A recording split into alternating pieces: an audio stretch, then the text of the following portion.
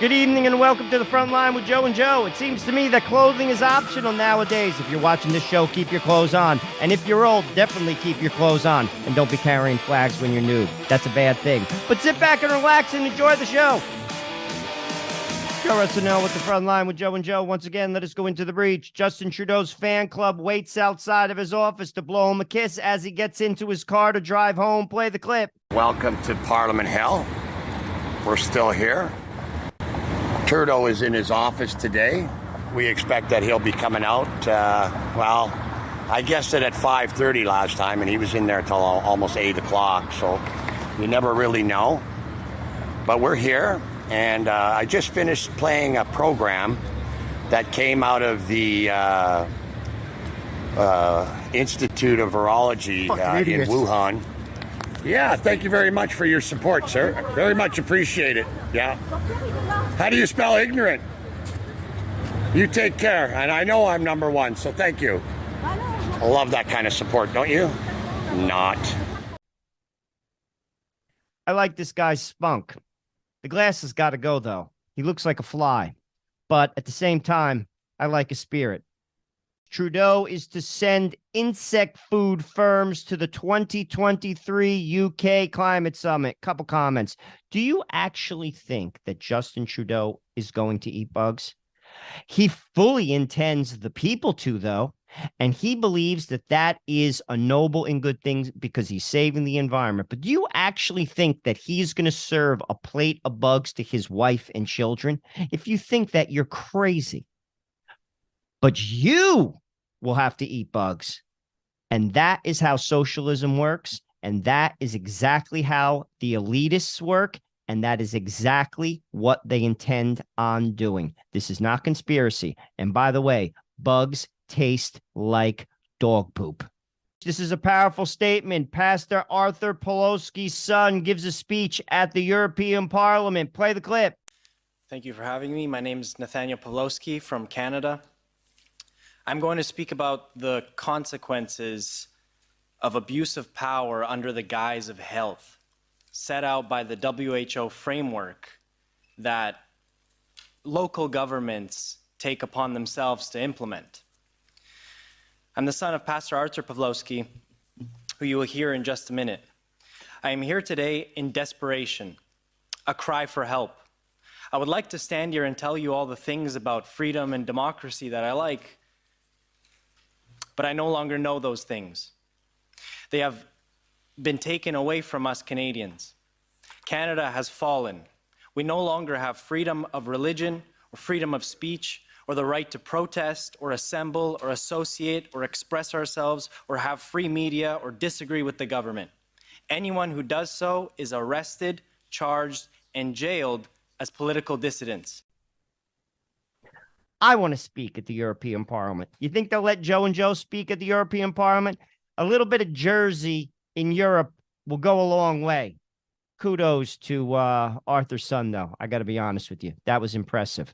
But I think I could bust it out, too. What do you think? Get me into that Parliament.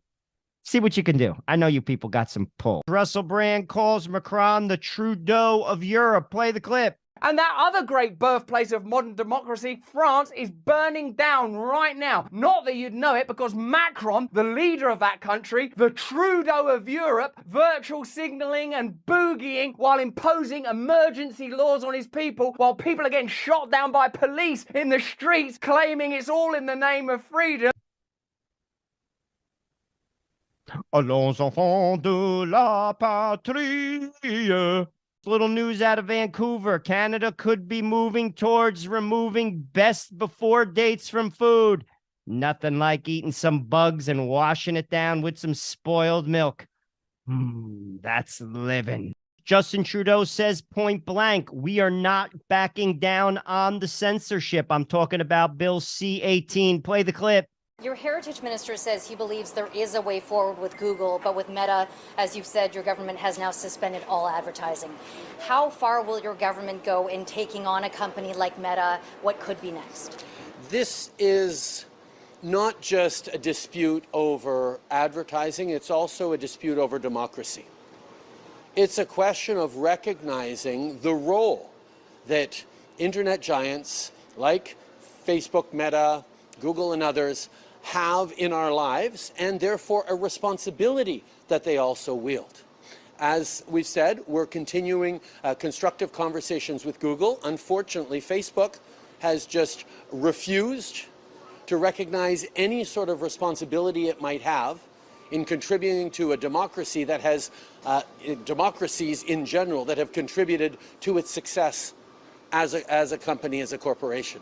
So we're not backing down on this. This goes to the core of a free and informed society that is able to take responsible decisions in a democracy. Citizens need to have access to quality local news, to quality content, to quality journalism that is properly paid. And the fact that the media, that Facebook doesn't want to recognize the hard work of professional journalists across the country is something that undermines the very fabric of our democracy at a time where we're seeing democracy backslide around the world. So Canada and allies around the world are going to stand strong and demonstrate that we will not flinch in our defense of fundamental, foundational principles to democracy, like a free, quality, informed press. Couple points. I love how they're trying to throw it back at Facebook. That's hysterical. I also want to point something out to you. Notice when he says the democracies, that is one of their buzzwords. Replace that with my administration, my power base, the establishment. Democracy allows for all voices. That's what a democracy is. When they say it threatens democracy, it really means it threatens my power base. It's used as a talking point all over the mainstream media in Canada and the US. And when I hear it, I just chuckle. I don't know how the person interviewing him does not laugh outright. At least they should push back. They don't even do that. That's why the media is the enemy of the Canadian people. This is what $60 worth of groceries looks like at Costco in Canada. Soon you won't even be able to buy paper towels because they come from trees, and trees have to stay where they are. You can use bark, though. Bark is okay. Wipe your mouth with a little bit of bark. That works just as well. No paper towels. No paper towels for you. Pierre Poilievre is appealing to common sense. Play the clip. What's your name, sir? Chris. You just mentioned that this is going to be the first time voting in a long time. In 20 years. 20 years. And who are you voting for? I'm going to vote for you. Why is that? Because you got the policies of chicken rights in Canada. Right. Which ones? Basically, carbon tax, gun law. Carbon tax down. Yeah. Gun law. Yeah. Sending money to foreign countries so badly, it's awful. Absolutely. Common sense. Let's, one, get rid of the carbon tax to bring home lower prices. Two, stop harassing hunters and licensed professional sports shooters and instead go after real violent criminals, bolster the borders, keep illegal guns out. And then three, stop sending our money away. Let's bring our money home. And stop taxing all the little people. The people who do the work. So hard. You're getting hit by all the taxes to pay for big government in Ottawa to throw money away. It costs more money for food, fuel, all amenities. Absolutely. We work hard. We can take nothing home. Yeah. No, you don't take it home. You do the work. It goes to the government.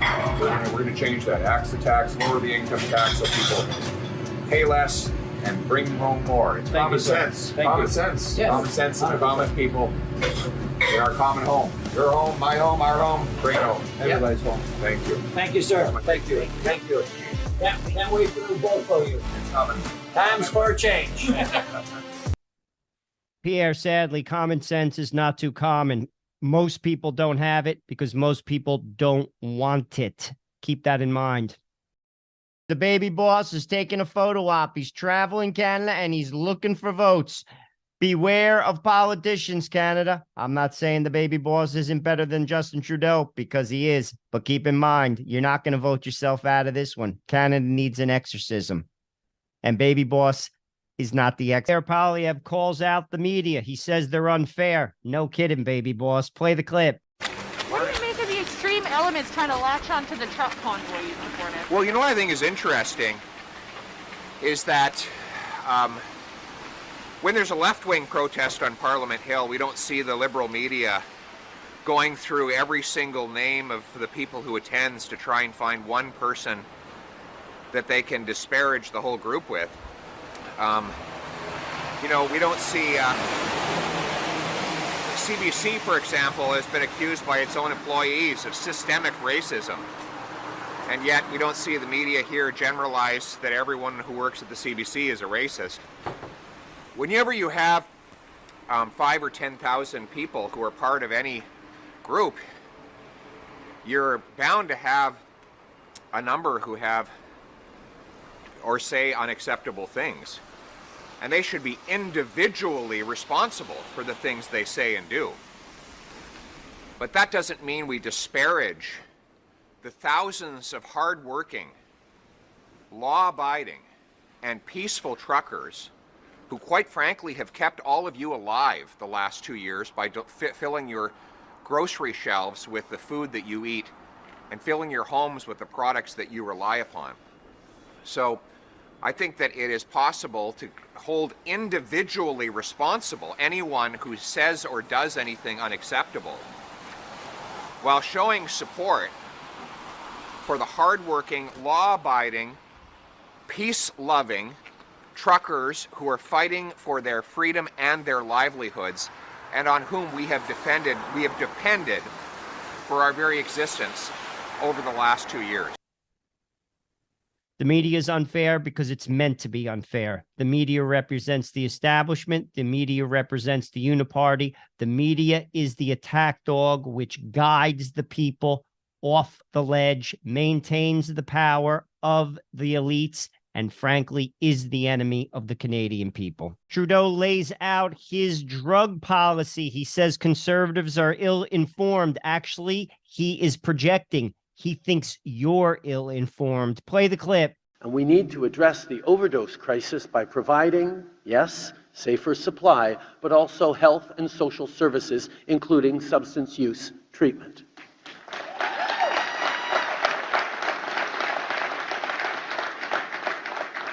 Now, we all know ill-informed conservative politicians have been attacking safe and supervised consumption services where many nurses work.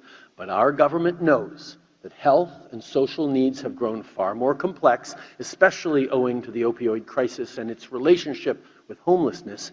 And so providing needed healthcare supports is also more complex. Nurses are often on the front lines of saving lives every day, and you know better than anyone that there are no simplistic solutions, just serious work grounded in science and compassion.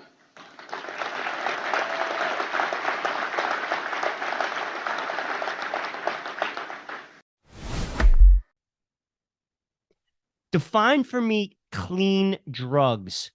Define that for me. What does that mean? Listen, you're not helping anyone by giving them any form of narcotics. Many people, particularly we'll start on the low level, who use marijuana are simply self-medicating. And as far as advanced and harder drugs, people who are addicted, those people need help. And giving them more drugs isn't helping them. So, Justin, stop talking about people being ill-informed who frankly disagree with you. You, my friend, are playing on the ill-informed. That's how you got elected. That's how you stay in power. And frankly, that's how you represent the globalists and not the people. This is not France. It's Toronto, Canada. Play the clip. Maybe Dougie Ford took off his shirt. He had a flashback when he was a professional wrestler. You do know that Dougie Ford used to be one of the Moondogs. I believe he was Spot. He was managed by Lou Albano. Remember those guys? Sometimes he periodically takes off his shirt and strolls around the streets of Toronto. Probably scared the heck out of people. Most probably that's what resulted in these people running. But you tell me. Put your comments in the chat. The Save Canada protesters hit the streets again. Play the clip. Where are the adults? I only see kids in this Save Canada group. Where are the adults? The only adults here have wigs on, rainbow wigs. We don't want those adults. We want other adults with red caps on to join the young people. They're the patriots. The red rainbow wig wearing people, they scare me. I'll be honest with you. To all my Canadian American friends, if you like what we do on the front line, I'm asking you to give $1. Just $1. Production costs money. We do it for you. We are self-funded, and $1 goes a long way. That's less than a cup of coffee. In Canada, a cup of coffee might cost $5, so you're getting off easy. Please, just give us $1, and we'll keep the content coming your way. God bless you, and remember, stay free.